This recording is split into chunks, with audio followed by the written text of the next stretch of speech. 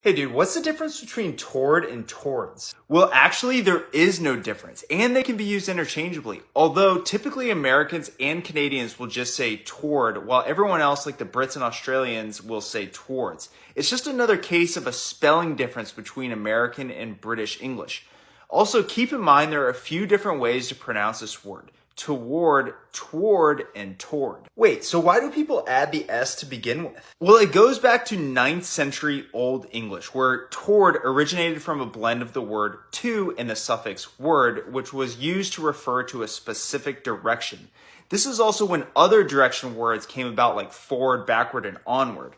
For whatever reason, though, the earliest examples of these word words include both non-S and S forms equally. Okay, so if we use both, why do we see a split between the Brits and Americans? Well, around the 1800s, a few grammarians felt we needed to clean up English usage into a more defined set of rules. For example, an American named Edward Gould wrote in his book Good English in 1867 that there was no etymological basis for adding the S to towards or any of the other words like anywheres and anyways, and thus called its use vulgar.